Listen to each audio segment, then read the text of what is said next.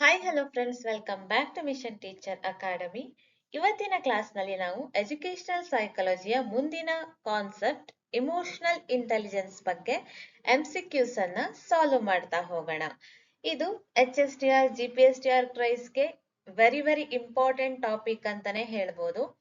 ಯಾಕಂದ್ರೆ ಇಲ್ಲಿ 5 ಡೈಮೆನ್ಷನ್ಸ್ ಅನ್ನ ಕೊಟ್ಟಿದ್ದಾರೆ. ಅದನ್ನ ನಾನು ನಿಮ್ಗೆ ವಿಡಿಯೋದ ಕೊನೆಯಲ್ಲಿ ಹೇಳ್ತೇನೆ. ಮೊದಲು ನಾವು MCQs ಅನ್ನ ಸಾಲ್ವ್ ಮಾಡ್ತಾ ಹೋಗೋಣ. First question. Emotional intelligence refers to the ability to A.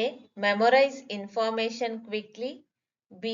Understand and manage emotions, C. Solve mathematical problems, D. Speak multiple language. So ಇಲ್ಲಿ ಇಮೋಷನಲ್ ಇಂಟೆಲಿಜೆನ್ಸ್ ಹೆಸರೇ ಹೇಳ್ತಾ ಇರುವಾಗೆ ಇಮೋಷನ್ ಜಾಸ್ತಿ ವ್ಯಾಲ್ಯೂ ಕೊಡತ್ತೆ ಅಲ್ವಾ. ಸೊ ಇದರ ಆನ್ಸರ್ ಏನಾಗತ್ತೆ ಅಂತ ಬೇಗ ಗೆಸ್ ಮಾಡಿ ನಾನು ಕರೆಕ್ಟ್ ಆನ್ಸರ್ ಅನ್ನ ಟಿಕ್ ಮಾಡ್ತೇನೆ.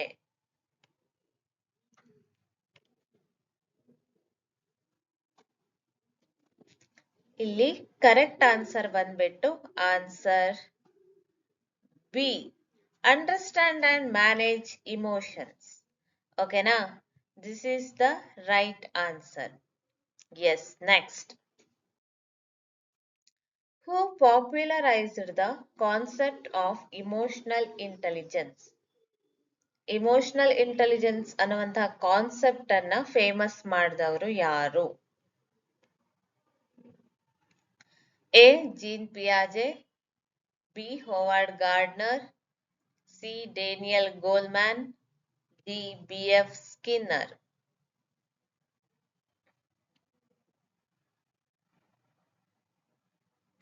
ಹವಾರ್ಡ್ ಗಾರ್ಡ್ನರ್ ಬಗ್ಗೆ ನಾವು ಆಲ್ರೆಡಿ ನಿನ್ನೆ ಕ್ಲಾಸಲ್ಲಿ ಡಿಸ್ಕಸ್ ಮಾಡಿದ್ದೇವೆ ಅಲ್ವಾ. ಸೊ ಅವ್ರಾಗಿರ್ಲಿಕ್ಕಿಲ್ಲ. ಅಂದ್ಮೇಲೆ ಆನ್ಸರ್ ಏನು? C, Daniel ಗೋಲ್ಮ್ಯಾನ್.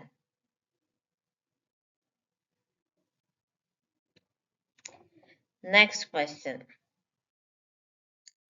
The ability to recognize one's own emotions is called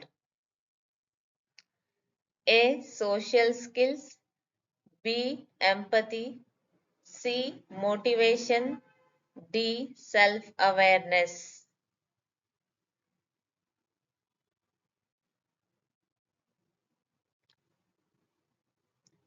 ಒಬ್ರ ಇಮೋಷನ್ಸ್ ಬಗ್ಗೆ ಅವರಿಗೆ ಅರಿವು ಇರುವಂತದ್ದಕ್ಕೆ ನಾವು ಏನಂತ ಕರಿಬಹುದು?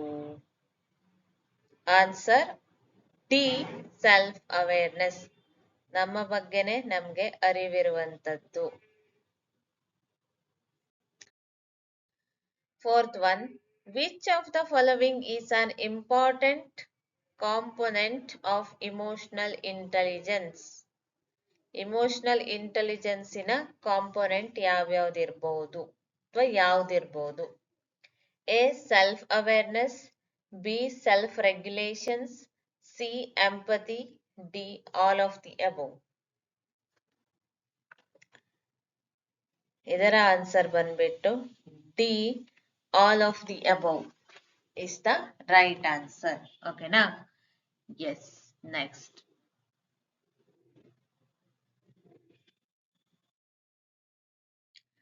Fifth one. Which emotional intelligence dimension helps a person build healthy relationship? Healthy relationship ಅನ್ನ ಬಿಲ್ಡ್ ಮಾಡ್ಕೊಳ್ಳಿಕ್ಕೆ ಅಂದ್ರೆ ಬೆಳೆಸ್ಲಿಕ್ಕೆ ಯಾವ ಡೈಮೆನ್ಷನ್ ಹೆಲ್ಪ್ ಆಗತ್ತೆ ಅಂತ ಕೇಳ್ತಾ ಇದ್ದಾರೆ.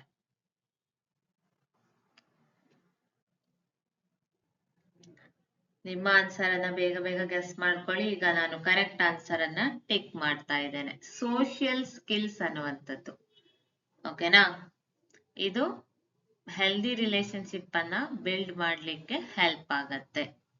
S, next. A teacher who understands a student's feelings and responds sensitively is.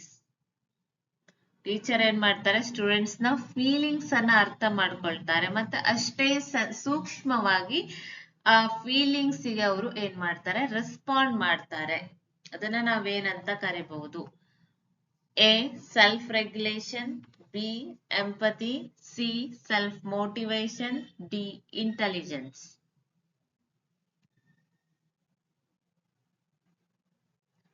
ಇದರ ಆನ್ಸರ್ ಎಂಪತಿ, ಬಿ ಎಂಪತಿ ಆಗತ್ತೆ. ಓಕೆನಾ? Yes. Next one. A person who remains calm and controls anger during a difficult situation shows A self-regulation, B empathy, C self-awareness, D memory.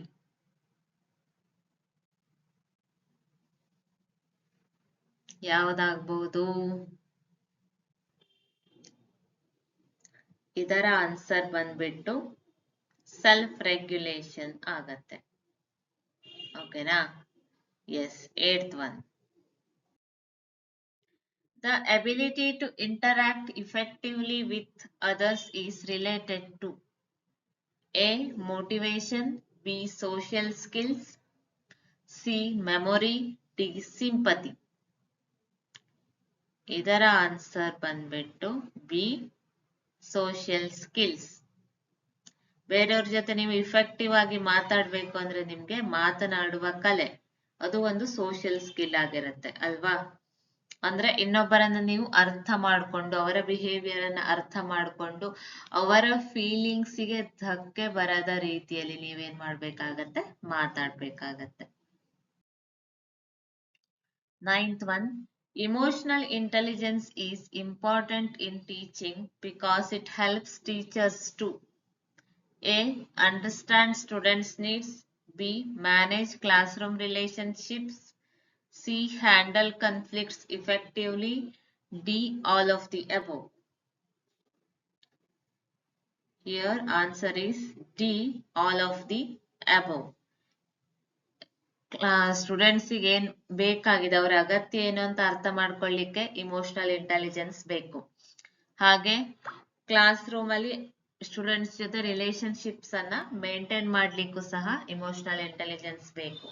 ಹಾಗೆ ಏನೋ ಒಂದು ಜಗಳಗಳಾದಾಗ, conflicts ಆದಾಗ ಅದನ್ನ handle ಮಾಡ್ಲಿಕ್ಕೂ ಸಹ ಇಮೋಷನಲ್ ಇಂಟೆಲಿಜೆನ್ಸ್ ಬೇಕಾಗತ್ತೆ. ಸಪೋಸ್ ಈಗ ಏನೋ ಒಂದ್ ಜಗಳ ಆಗ್ತಾ ಇದೆ, ಆಗ ಟೀಚರು ಸಹ ಹೈಪರ್ ಆಗಿ ಕೂಗ್ಲಿಕ್ಕೆ ಸ್ಟಾರ್ಟ್ ಮಾಡಿದ್ರೆ ಏನಾಗತ್ತೆ, ಅದು ಇನ್ನೂ ಜಾಸ್ತಿ ಆಗ್ತಾ ಹೋಗತ್ತೆ ಅಲ್ವಾ? ಅದ್ರ ಬದಲಿಗೆ ಹೇಗೆ ಶಾಂತ ಮಾಡ್ಬೇಕು ಅದನ್ನ ಅನ್ನುವಂಥದ್ದನ್ನ ಟೀಚರ್ ಏನ್ ಮಾಡ್ಬೇಕಾಗತ್ತೆ, ಥಿಂಕ್ ಮಾಡಿ ಅದಕ್ಕೆ ಅನುಗುಣವಾಗಿ ಮಾತನಾಡ್ಬೇಕಾಗತ್ತೆ. Next 10th one.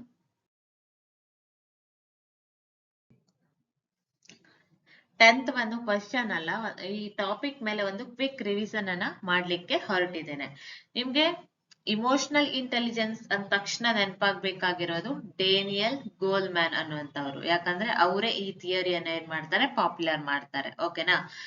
ಇಲ್ಲಿ ಅವರು 5 ಡೈಮೆನ್ಷನ್ಸ್ ಅನ್ನ ಏನ್ ಮಾಡಿದ್ದಾರೆ, ಇಂಟ್ರೊಡ್ಯೂಸ್ ಮಾಡಿಸಿದ್ದಾರೆ. First one self awareness. ಇದರ ಮೀನಿಂಗ್ ನಿಮ್ಗೆ ಗೊತ್ತಿದ್ರೆ, ನೀವು ಕ್ವೆಶ್ಚನ್ ಅನ್ನ ಅರ್ಥ ಮಾಡ್ಕೊಂಡ್ರೆ ಇದರಲ್ಲಿ ಯಾವ ಸೂಟ್ ಆಗತ್ತೆ ಅನ್ನೋದು ನಿಮ್ಗೆ ಈಸಿಯಾಗಿ ಐಡೆಂಟಿಫೈ ಆಗತ್ತೆ. ಸೆಲ್ಫ್ ಅವೇರ್ನೆಸ್ ಅಂದ್ರೆ ನಮ್ಮ ಬಗ್ಗೆ ನಮ್ಗೆ ಏನಾಗಿರೋದು ನಾಲೆಜ್ ಇರುವಂತದ್ದು, ನಮ್ಮ ಇಮೋಷನ್ಸ್ ಬಗ್ಗೆ ಇರ್ಬೋದು, ನಮ್ಮ ವೀಕ್ನೆಸ್, ನಮ್ಮ ಸ್ಟ್ರೆಂತ್, ಆಮೇಲೆ ನಮ್ಮ ನಾಲೆಜ್ ನಮ್ಗೆ ಗೊತ್ತಿದೆ, ನಮ್ಗೆ ಎಷ್ಟು ಬರುತ್ತೆ ಅನ್ನೋದು ನಮಗ್ ಗೊತ್ತಿದೆ ಅಲ್ವಾ? ಅದಕ್ಕೆ ನಾವು ಸೆಲ್ಫ್ ಅವೇರ್ನೆಸ್ ಅಂತ ಕರೀತೇವೆ. ಇನ್ನು ಸೆಲ್ಫ್ ರೆಗ್ಯುಲೇಷನ್ಸ್ ಅಂದ್ರೆ ಸ್ವನಿಯಂತ್ರಣ. ಸೆಲ್ಫ್ ಅವೇರ್ನೆಸ್ ಅಂದ್ರೆ ಸ್ವ ಅರಿವು, ಸೆಲ್ಫ್ ರೆಗ್ಯುಲೇಷನ್ಸ್ ಮೀನ್ಸ್ ಸ್ವನಿಯಂತ್ರಣ. ನಮ್ಮ ಮೇಲೆ ನಮ್ಗೆ ಕಂಟ್ರೋಲ್ ಇರ್ಬೇಕು. ಓಕೆನಾ? ಖಂಡಿತೆಲ್ಲ ಬೇಕು, ಅಥವಾ ಏನೋ ಒಂದು ಬೇರೆಯವ್ರೇನೋ ಹೇಳಿದ್ದಾರೆ ಅಂತ ನಾವು ಕಂಟ್ರೋಲ್ ಮೀರಿ ಮಾತಾಡ್ತೇವೆ, ಬಾಯಿಗೆ ಬಂದಾಗ ಮಾತಾಡುವಂಥದ್ದಿರ್ಬೋದು. ಈ ತರ ಸೆಲ್ಫ್ ಕಂಟ್ರೋಲ್ ಅನ್ನ ಮಾಡ್ಕೊಳ್ಬೇಕು, ಸ್ವನಿಯಂತ್ರಣ ಇರ್ಬೇಕು. ಓಕೆನಾ? ಎಂ ಅಂದ್ರೆ ಮೋಟಿವೇಶನ್, ಮೀನ್ಸ್ ಪ್ರೇರಣೆ ಅಲ್ವಾ? ಸ್ವಪ್ರೇರಣೆ ಇದ್ರೆ ಇನ್ನೂ ಒಳ್ಳೇದು. ಮೋಟಿವೇಶನ್, ನಾವ್ ಯಾವತ್ತು ಪ್ರೇರಿತರಾಗಿರ್ಬೇಕು. ನಮ್ಗೆ GPSTR HSTR ನಾನು ಕ್ಲಿಯರ್ ಮಾಡ್ತೇನೆ ಅನ್ನುವಂತಹ ಸೆಲ್ಫ್ ಮೋಟಿವೇಶನ್ ಅನ್ನ ನಾವೇ ಮಾಡ್ಕೊಳ್ಬೇಕು. ನಾನು ನಿಮ್ಗೆ ಆಲ್ರೆಡಿ ಹೇಳಿದ್ದೇನೆ, ಬೇರೆ ಯಾರು ನಮ್ಮ ಜೀವನದಲ್ಲಿ ಬಂದು ಮೋಟಿವೇಶನ್ ಅನ್ನ ಮಾಡಲ್ಲ. ಯಾವಾಗ ನಿಮ್ಮ ಕಾಲೇಜ್ ಲೈಫ್ ಮುಗೀತು ಅಂದ್ರೆ ಮುಗೀತು, ನೆಕ್ಸ್ಟ್ ನೀವೇನೇ ಕೆಲಸ ಮಾಡ್ತೀರಿ ಅಂದ್ರೂ ಸೆಲ್ಫ್ ಮೋಟಿವೇಶನ್ ಇಂಪಾರ್ಟೆಂಟ್ ಆಗತ್ತೆ. ಓಕೆ, ನೆಕ್ಸ್ಟ್ ಎಂಪತಿ ಅಂದ್ರೆ ಸಹಾನುಭೂತಿ. ಎಸ್, ಸೋಷಿಯಲ್ ಸ್ಕಿಲ್ಸ್ ಅಂದ್ರೆ ಸಾಮಾಜಿಕ ಕೌಶಲ್ಯಗಳು. ಓಕೆನಾ? ಸೊ ಇವೆಲ್ಲವೂ ಸಹ ಗೋಲ್ಮ್ಯಾನ್ಸ್ 5 ಡೈಮೆನ್ಷನ್ ನಲ್ಲಿ ಎಕ್ಸ್ಪ್ಲೇನ್ ಮಾಡಿದ್ದಾರೆ. ಇದು 5ರ ಮೀನಿಂಗ್ ಗೊತ್ತಿದ್ರು ನಿಮ್ಗೆ ಸಾಕು, ಥಿಯರಿನೇ ನೀವು ಓದ್ಕೊಂಡಿರ್ಬೇಕು ಅಂತ ನಾನು ಹೇಳ್ತಾ ಇಲ್ಲ. ಥಿಯರಿ ಓದ್ಕೊಂಡಿದ್ರೆ ಇನ್ನೂ ಬೆಸ್ಟ್. ಇಲ್ಲ ಅಂದ್ರೆ ಇದು 5 ಬಗ್ಗೆ ನಿಮ್ಗೆ ಗೊತ್ತಿರ್ಬೇಕು. Self awareness, self regulations, motivation, empathy, social skills. ಇದಿಷ್ಟರ ಬಗ್ಗೆ ನಿಮ್ಗೆ ಗೊತ್ತಿರ್ಲೇಬೇಕು. ಯಾವ್ದಾದ್ರು ಒಂದು ಶಾರ್ಟ್ ಫಾರ್ಮ್ ಅಲ್ಲಿ ಇದನ್ನ ನೆನ್ಪಿಟ್ಕೊಳ್ಳುವಂತಹ ಪ್ರಯತ್ನ ನೀವು ಮಾಡಬಹುದು. ಓಕೆನಾ? ಎನಿಹೌ, ನಿಮ್ಗೆ ಈ ವಿಡಿಯೋ ಇಷ್ಟ ಆಗಿದ್ರೆ ಲೈಕ್, ಶೇರ್, ಕಮೆಂಟ್ ಮಾಡಿ. ಹಾಗೆ ಯಾರೆಲ್ಲ GPSTR, HSTR ಪ್ರೈಸ್ ಎಕ್ಸಾಮ್ಸ್ ಗಳಿಗೆ ಪ್ರಿಪೇರ್ ಆಗ್ತಿದ್ದೀರೋ ಅವರಿಗೂ ಸಹ ಈ ವಿಡಿಯೋವನ್ನ ಕಳಿಸಿ, ಅವರಿಗೂ ಸಹ ಇದು ಹೆಲ್ಪ್ ಆಗಬಹುದು. ಮುಂದಿನ ವಿಡಿಯೋ ಜೊತೆ ಮತ್ತೆ ಸಿಗ್ತಾನೆ. ಅಲ್ಲಿಯವರೆಗೂ ಟಾಟಾ, ಬಾಯ್ ಬಾಯ್. ನನ್ನ ಚಾನಲ್ ಅನ್ನ ದಯವಿಟ್ಟು ಸಬ್ಸ್ಕ್ರೈಬ್ ಮಾಡಿಕೊಂಡು ನೋಡಿ. ಇಂತಹ ಇನ್ನಷ್ಟು ಇಂಪಾರ್ಟೆಂಟ್ ಟಾಪಿಕ್ಸ್ ಗಳ ಬಗ್ಗೆ ನಾನು ಅದರಲ್ಲಿ ಡಿಸ್ಕಸ್ ಮಾಡ್ತೇನೆ. ಓಕೆನಾ? ಟಾಟಾ.